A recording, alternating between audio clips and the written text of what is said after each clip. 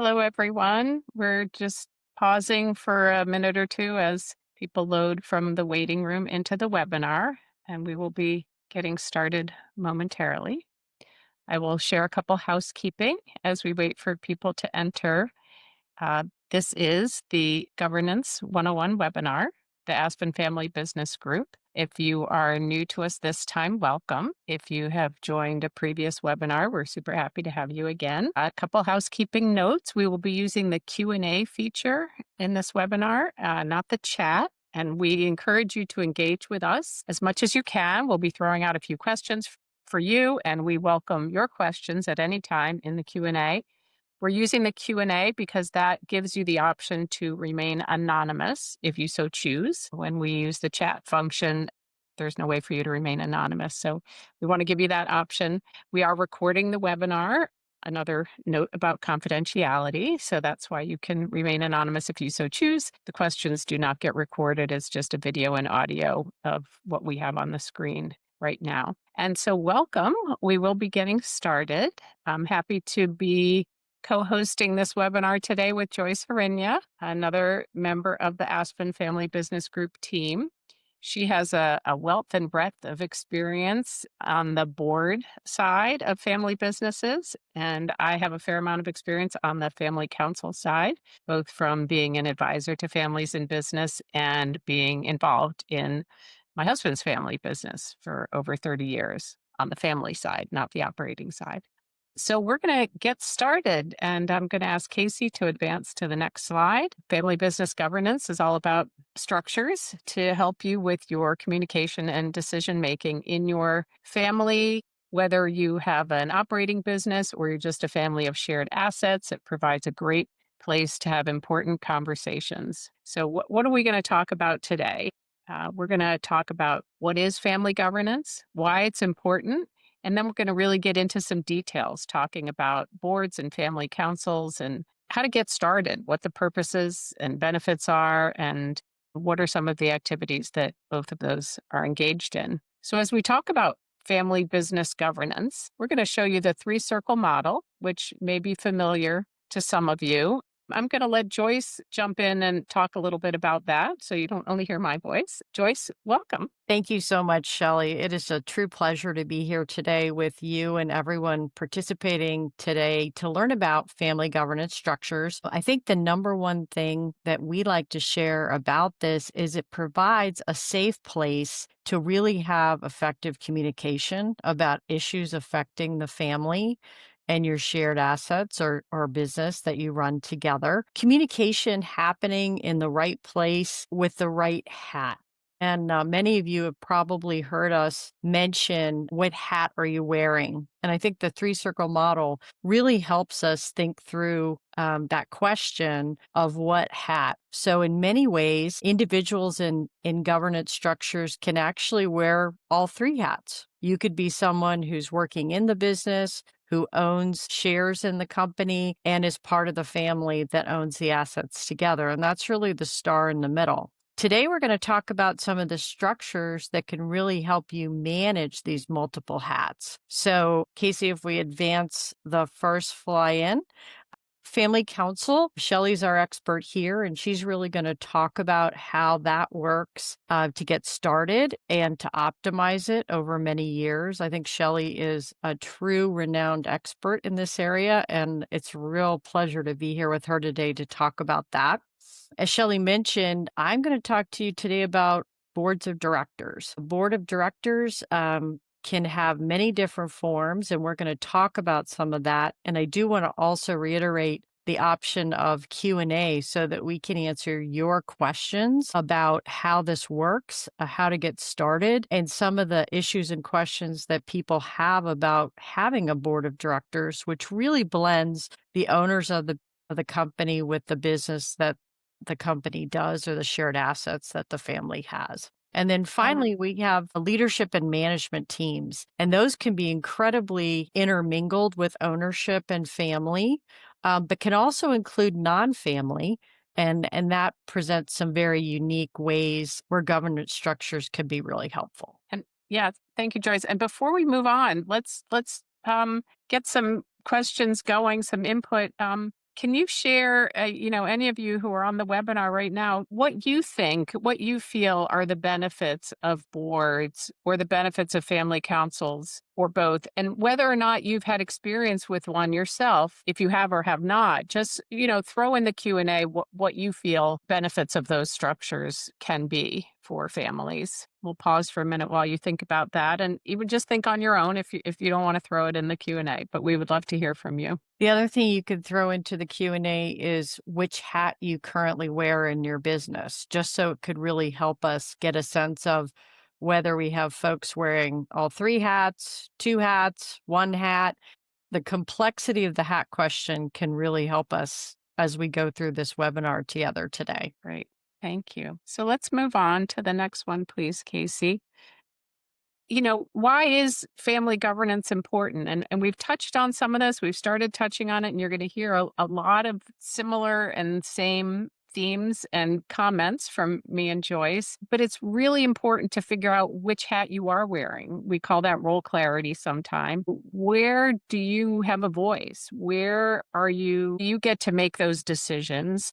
Where are you, overstepping boundaries if you're trying to operate in one of the other circles. So if we have these structures in place, it's really clear who's in the room, who's discussing certain topics, and what say whether you have a say, what are the decisions decisions that are important to that group in particular. And then it's really a place for inclusive conversation. So make sure you have the people in the room who need to be there. So we're not playing the old game of telephone, right? Make sure that people have a voice. It's a way to sort of level the playing field. So these are some what can be considered internal reasons for structure, right? About the family, about how the family operates, about the family's relationship to the operating business or your shared asset model. And then Joyce, maybe you want to talk about the next slide. Yes. So, one of the reasons why we think family governance structures and conversation is so critical right now is because some of the shifts that we're seeing externally in the environment that your business or your shared assets operate within, we're seeing very fast moving and rapid change as we're all reading about in the technology area, whether that's AI. Um, and how that's going to change some of the workforce issues and some of the decision making potentially in your business, policies that you need to have so that you can really manage AI and keep some of your business or shared asset information private and out of some of those models. We're seeing very rapid demographic changes, labor shortages in many industries that are really impacting families, supply chain changes, whether that's rising costs, such as potential tariff impacts or other elements in the supply chain that are shifting and changing very quickly. And then macroeconomic impacts and factors such as interest rates and where they're headed, other macroeconomic issues around whether it's inflation, the economy in general, and how your business needs to be responding to all of these external elements. Just another reason to really think about both the internal and external impacts on your business or shared assets. Thanks. And now we're going to get into boards. And Joyce, as I mentioned at the top of the hour, has a wealth and depth of experience. She's served on, I believe it's 5 family business boards as an independent director. And this is over 14 years. So she's been with some of these families quite a while. And I'm imagining has had an opportunity to see them develop and evolve in their governance structures with her on the board as a great resource. And prior to that, I should share that Joyce had a very full corporate C-suite career. So she comes with a lot of knowledge about governance best practices in private family-owned businesses. So, Shelley, I just wanted to respond to the Q&A, and we have several folks wearing all 3 hats, which makes life very complex, as well as a 2-hat response. And then another attendee had shared a generational transfer of governance, which is we are seeing quite a lot of that, obviously, in terms of our rising generation coming into the governance structures that exist. So if we move ahead, I would share that the number one benefit of an active, engaged board of directors is really value creation for the owners. And within that halo, in terms of value creation, I think we have the opportunity to do three things very well.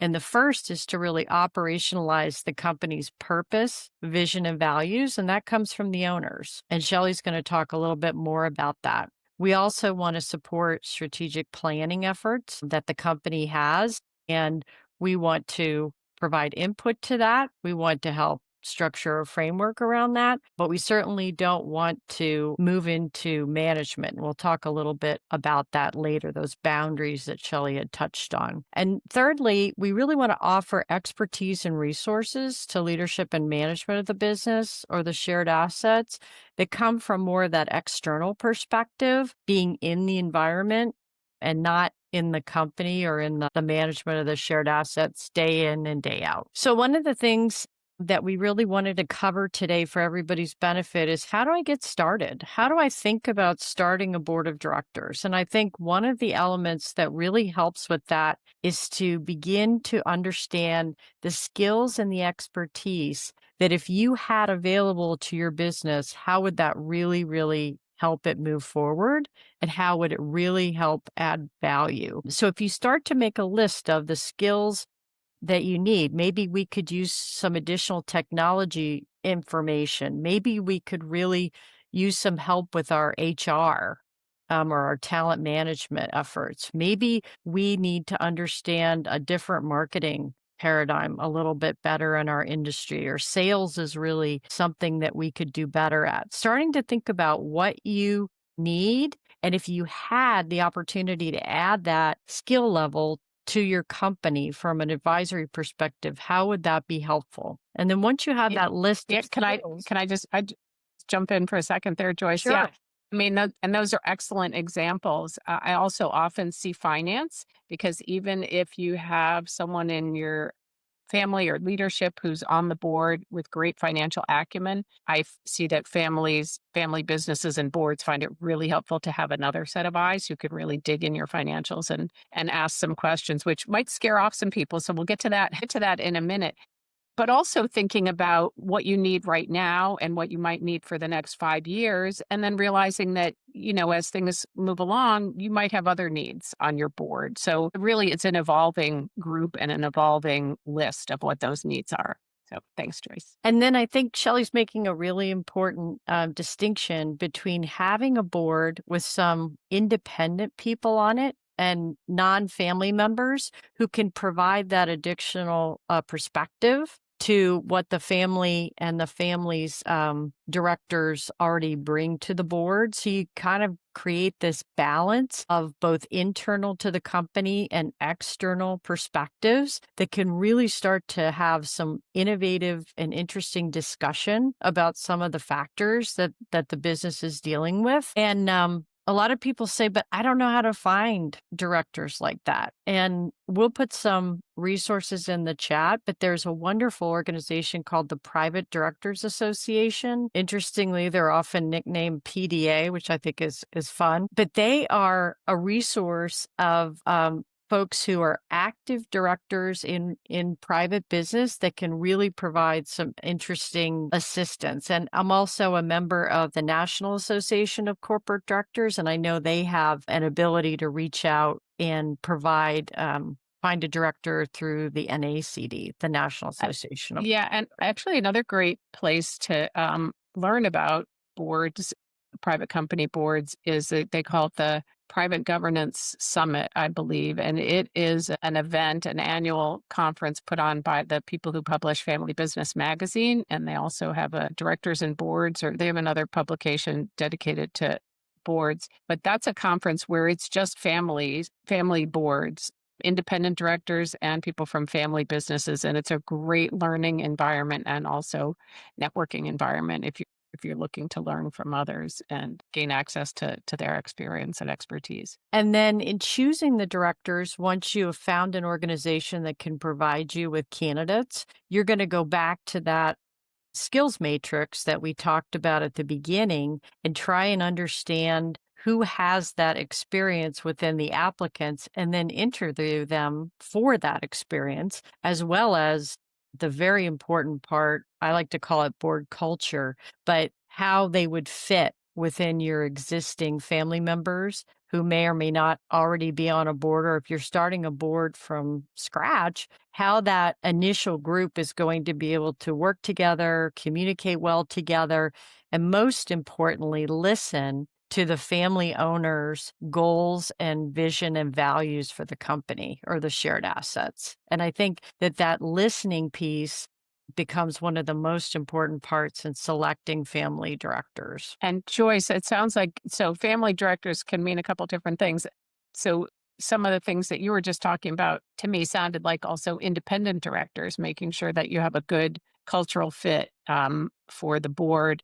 But also, if you're choosing from members of the family, if you're having a generational transition, there's some other things that you might look for there as well. And they might not come in with the same skills as when you're looking for independence. And most people will acknowledge that family members are bringing a different aspect and different important perspective to the board. You want them well versed in all the areas that the board is going to discuss, but because they're family members, they might come at it from a slightly different angle. And I think there, preparing your family members for service on the board is super important, not just assuming because they're a family member, they'll know what to do in the boardroom. So there's a lot. We could have a whole webinar on that one, but that's a really important piece as well. Shelley, how have you seen that preparation process work for the rising generation, especially because we do have some folks here who are considering and working through that transition of governance? Yeah, that's a really good question. Some of that happens in the family council, actually. So if the family does have a place to talk about those kinds of things, that's a place where you can decide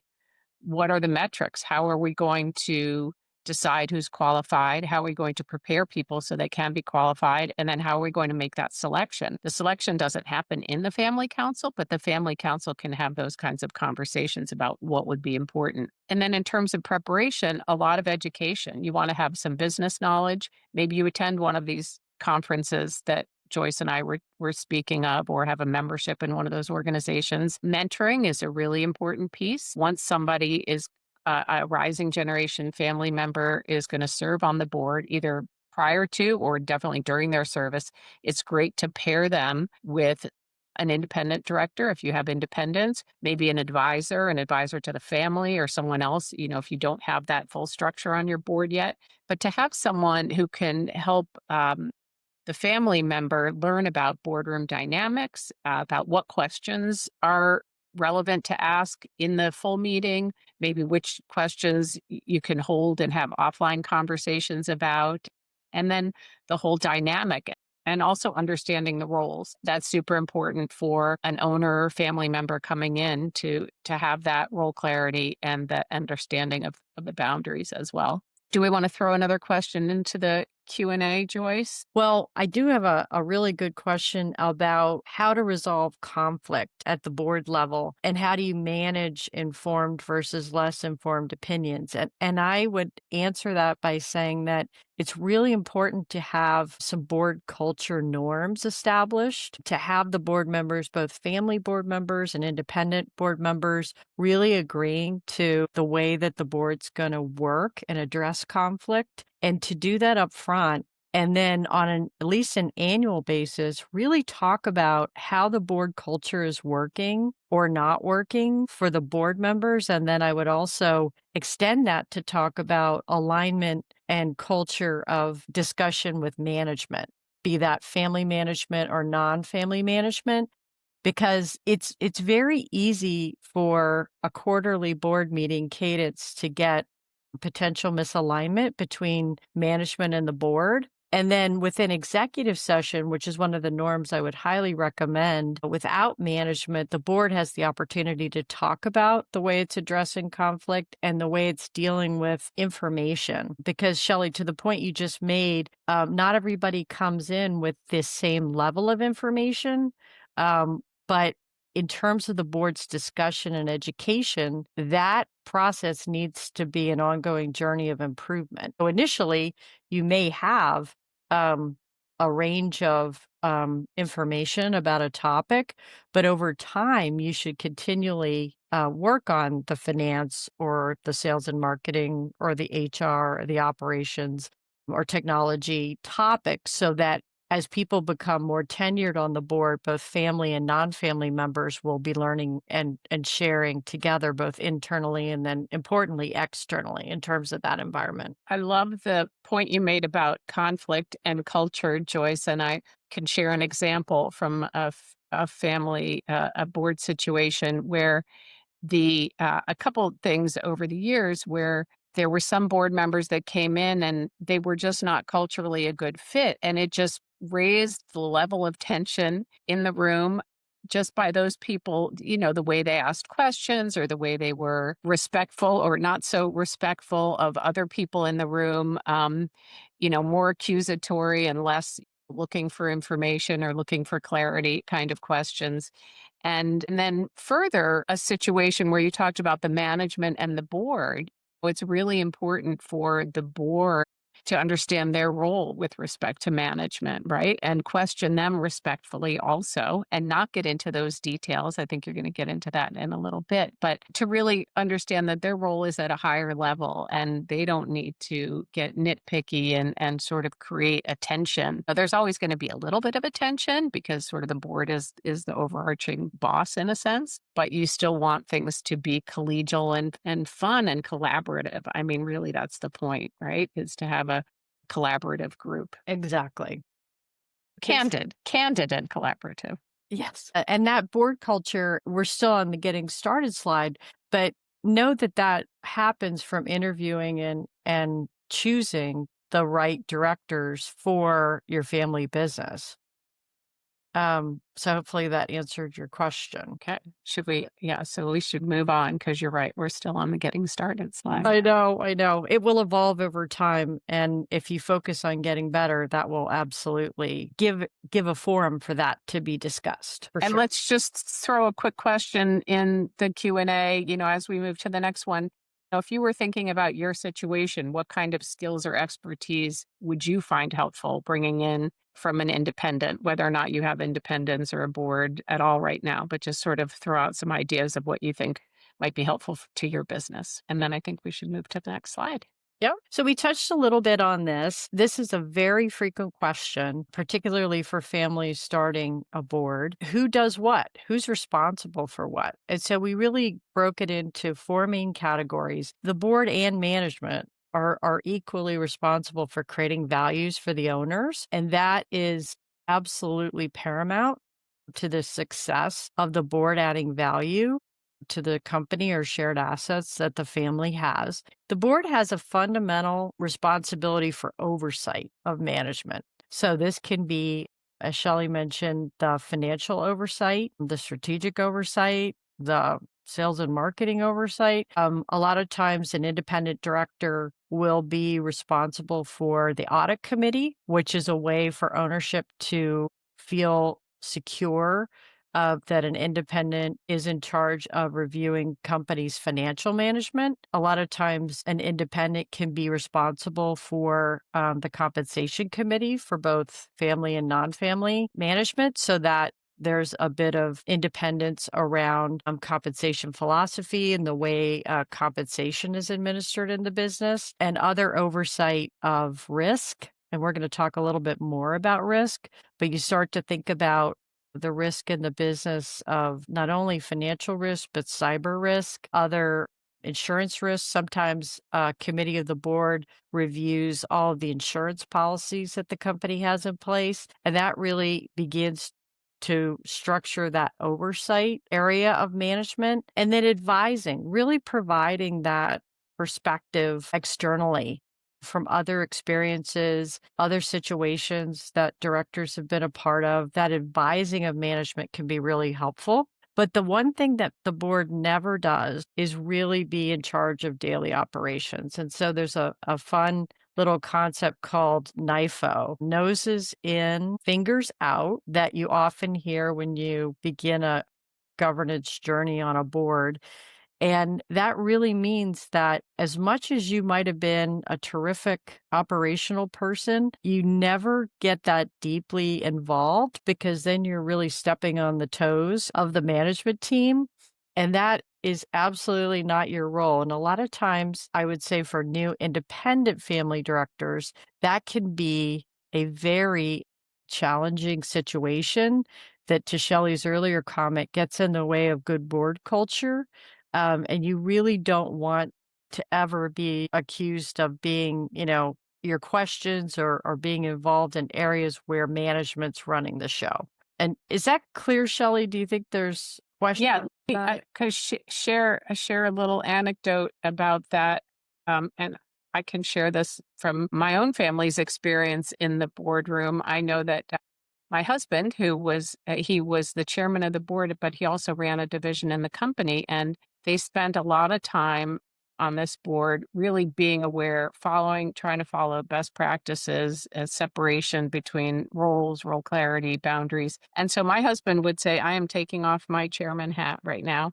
and I'm putting on my operational hat, and to talk about this division now, and to be an advocate maybe for something or to voice something in more detail than would be appropriate for the chair to be talking about. So really being mindful, and if you need to have a physical hat or just, make the motion of a hat or just voice it and understand what those two different roles are and the appropriate areas for discussion and questioning, et cetera, of those roles. I'm just gonna check really quickly and see if we have anything new in the Q&A. I think we're good to go there. Casey, to the next slide. So one of the things that Shelley and I had a lot of fun with pulling together this presentation was sort of talking, what do we talk about? We're going to have a board meeting. What are the key topics that we'll have on the agenda, and what are we trying to accomplish by having that conversation? And the number one area that I like to really focus on for value creation for ownership is the strategy of the business or the strategy for the shared assets, whether they're real estate or financial. What are we trying to accomplish? How are we going to get there? And as a board, how are we going to hold management accountable to executing that strategy? So I think that's a big area and very important in today's business world. And we also have some extra bonus content and specifics about strategy we're going to address at another time. We also have a really important conversation about leadership talent and bench strength within the organization and how that might lead to secession. The management of the company, where we are in terms of developing talent within the company. In many cases now, this is becoming more and more of an integrated discussion with compensation, but it's really this higher level of talent that we want to talk about and how that's coming along in the company. And then finally, really that element of risk. How are we managing risk? Um, all the different risks that our companies face today. How are we dealing with it? How are we making sure that we're not going to be heavily challenged by it? You know, a lot of times some of the board members are involved with management in a cyber risk, ransomware example exercise, trying to understand how would we deal with something like that if it happened to us? Like I mentioned, working on your insurance coverages to make sure that everything is where you all feel comfortable going to sleep at night from a risk perspective of your business. And all three of these together, strategy, talent, and risk management, really lead to that value creation for the owners that we talked about. Joyce, before we move on, there is a question about board role for us, where the operating company is just an administrator who has oversight of the securities advisors and real estate partnership managers. So it sounds, it's a family office situation. Mhm. Do you want to address a little bit about how a board with independence might be helpful in that instance? Yeah, I would highly recommend that there be what's called an operating agreement created because that would give I always like to talk about going bowling and you have those gutters on the side of the bowling alley. And I think an operating agreement can be so similar to that. It can really tell your advisors or the folks that are administering your assets what's okay for you, what's good for you, what your risk tolerances are, for example, what you're comfortable with, and probably most important, what you're not comfortable with. And as a operating CEO, one of the things that I depended on the most was that operating agreement so that I knew when I was throwing the ball down the center of the bowling alley or when if I did something, whether it was an investment decision, a disposition decision, a hiring decision, that was not going to sit well with the owners. And so I believe we have some toolkits on the website around operating agreements, Shelley, that we might be able to refer folks to. Yeah, well, and I think this question, I'm not sure if we have something about operating agreements in particular. There might be some resources in the articles in the knowledge base, but I think this also highlights where the family has conversations as family owners and then giving guidance if the family has a set of, their risk tolerances, their growth objectives, and they communicate that to a group who can be a board of independents, not necessarily the estate attorney or the financial advisors, but people who might have expertise in areas of real estate development, other things, or be just generally strategic and smart individuals. And if the family can agree and understand what directives they want to share, and then that board can provide that oversight to the family office administrator.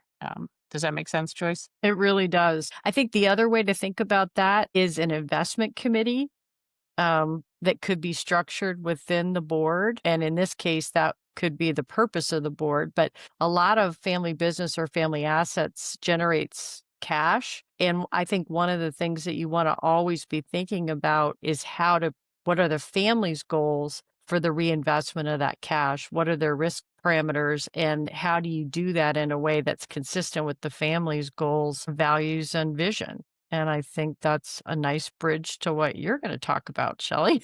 It is. And these are great questions. So please keep them coming. We'll have a few more that we'll feed you, but please feel free to ask us anything that's on your mind. So we will transition to family councils now. And Casey, we can advance one more slide.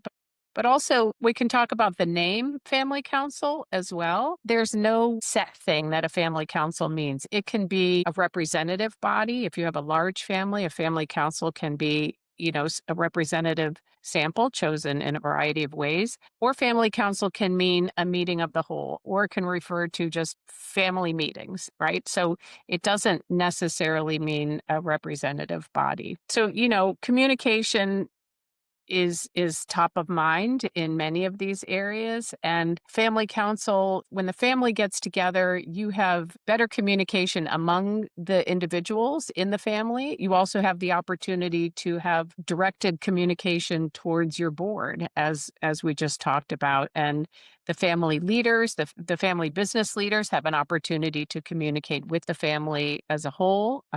So all sorts of things can fall under that communication umbrella. You have an opportunity to talk about what are the goals for the family? What's our shared vision? How do we want to move forward? How do we see ourselves? An opportunity to educate the rising generation family members, prepare people for board service, as we talked about earlier, educate about the business, our particular business or business in general.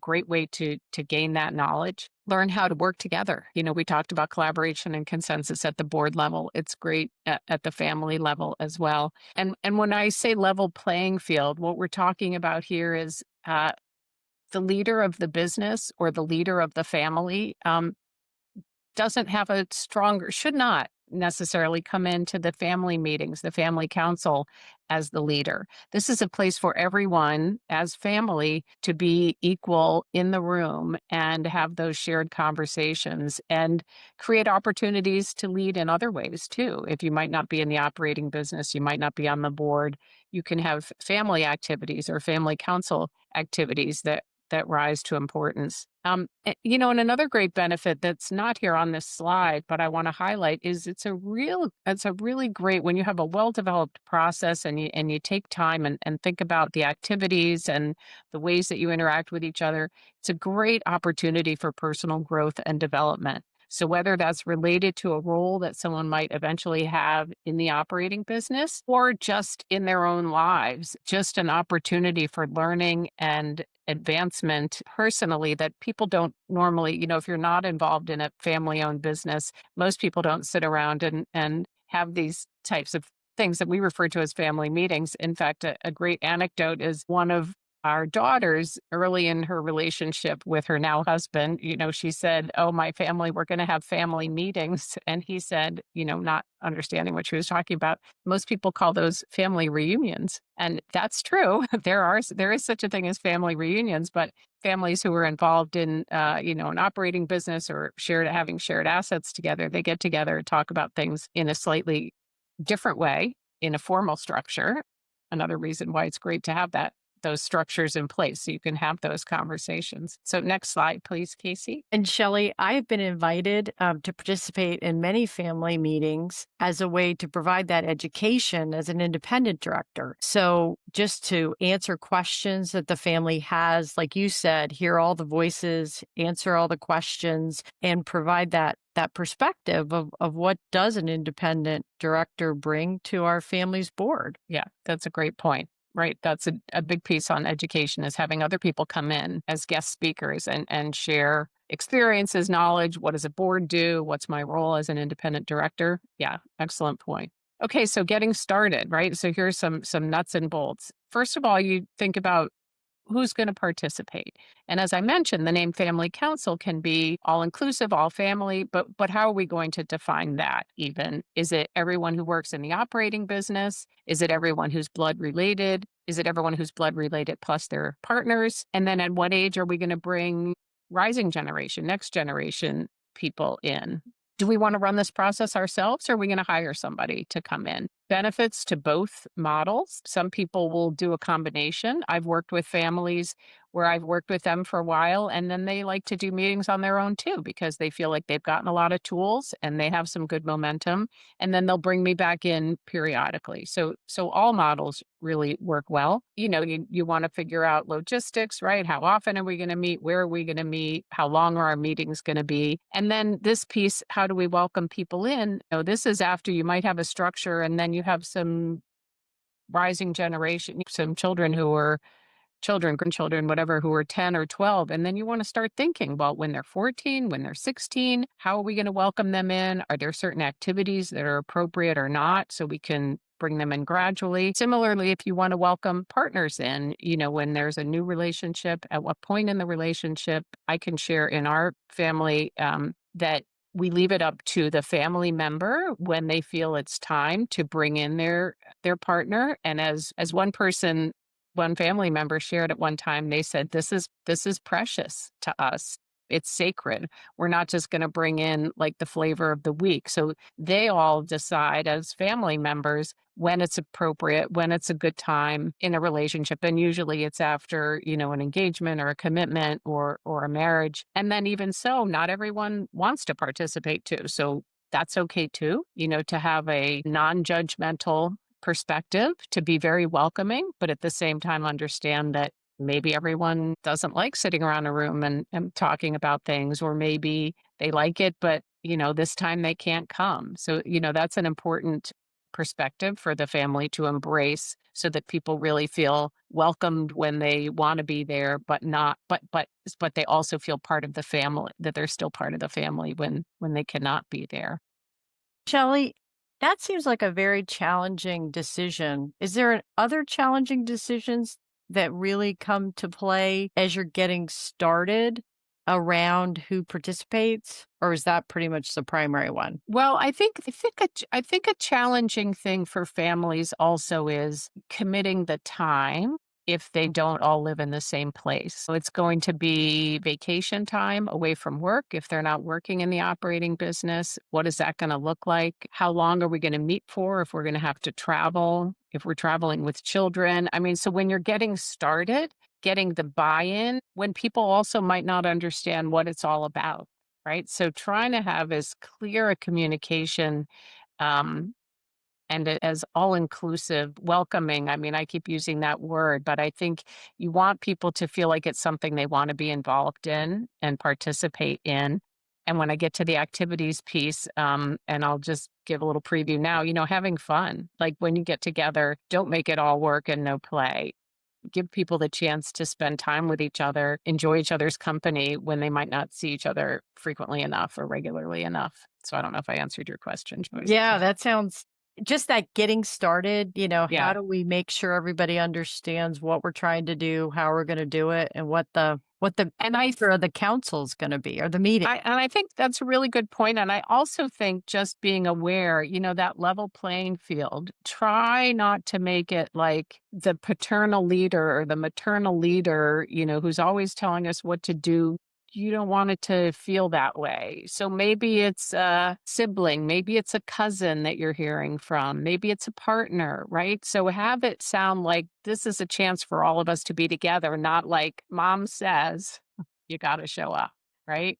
Because then it doesn't feel like a level playing field either. Yep, that's Okay, so super helpful. okay. And if anyone has thoughts about what a good way to introduce teenagers or young adults to the family council. So say you have an already ongoing meeting cycle, throw that in the Q&A, please, if you've had experience with it or, have some thoughts about what might be a nice, easy to tolerate and easy to digest for a younger person to start joining. Casey, can we have the next slide, please? So characteristics. So we've talked about this, right? It might be a larger group than just who's working in the operating company or involved in the your real estate group or your family office. And it's a place for decision making for the family, about how they're going to interact with each other, how they're going to interact with the business, and the same sort of model, noses in, fingers out. You don't want family members showing up at work and going and telling someone how to do their job. That's not appropriate. Also, if you're in the operating company, but that's not your role. So, family council, family meetings are a great place for people to really learn about and understand how to stay within your role, understand the boundaries. Simply because I'm an owner, simply because my parents' name is on the door, doesn't mean I can walk in and make a decision about what snack food is going to be at the register, right? That's not my area because that's not my job and maybe I don't even work in the operating company. And then it enhances all the communication. You can even learn, you can do skills workshops within your family meetings. You can bring in someone or have your facilitator, if you have one, help you with listening exercises and communication activities. And I remember years and years ago, a family where they brought in someone and he set up a video recorder and taped people having interaction. Now it could be the iPhone, but taping them, and so playing around with body language, arms crossed, legs crossed, frown on the face. And so you could see how you played back in these little scenarios. And so being mindful of all those kinds of things, workshops are great for that. And so that can really help you with your communication and your relationships. And then understanding, right, that the family council is not there to talk about operations, not company strategy, but as I alluded to earlier, the ownership has a voice in the value creation, how we want our company to be, how much we want to reinvest versus take out, right? What kind of position we want to maintain in the community. So that's reflected in family. I know some families in their family meetings, they talk about social media policies from a family perspective, not business, right? So, how, as a member of a family, say you're in a small town, everybody knows you, what kind of presence you have on social media speaks volumes. And so families in that family meeting environment, that's a great place to talk about that kind of thing. We have a comment here. Right, an orientation plan for the rising generation. I mean, that's wonderful. Great, you have ceremony. We love ceremonies, a token that commemorates the date, and then they can be invited in to sit on committee and family meetings. They have a family mentor, and then having an orientation process where they get to hear from different family members. That's excellent. I really like that. So you can have as formal as that, right? You can have informal, but I think that's great.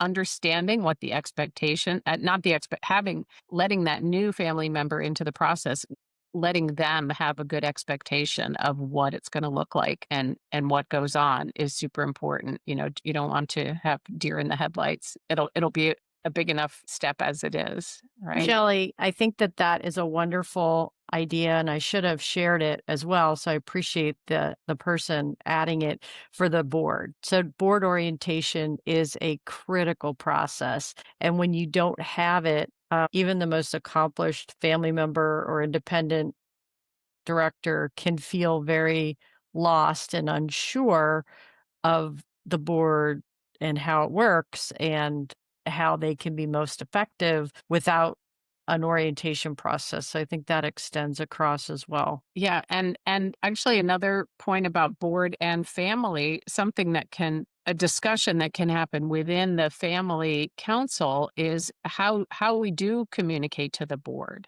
right? What is the conduit if there are family members who are on the board of directors and they're involved in the family council process, they can be the communication vehicle. But maybe the family council needs to have other ways to make sure that there's a good line of communication so that the family understands what the board does. They don't have to be at the board meetings, but as Joyce said, board members can come in and be guest speakers at the family meetings. You can have opportunities for family members to meet your board, family members on the board, they presumably know them, but to spend time in other settings. So lots of families do a dinner where they invite family members and also the independent directors are there. So that there's just a way for people to feel comfortable and know who all the players are. That's really helpful on the family and both on the family and board side. So we can go to the next slide, please. Okay, so what do we talk about?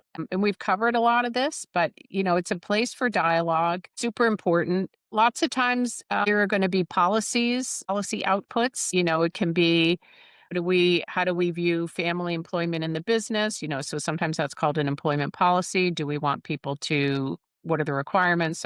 What kind of degrees might they need to have, outside work experience?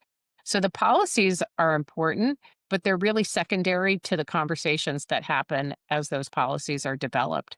That's where people learn to collaborate and have respective and constructive dialogue and also hear each other's ideas and maybe come away with a different idea than, they originally went in with. So the dialogue is super important. Policies, as I said, you can have an employment policy, you can have policies on social media, as I referred to, or how we're going to interact with the company or how we're going to interact with the board.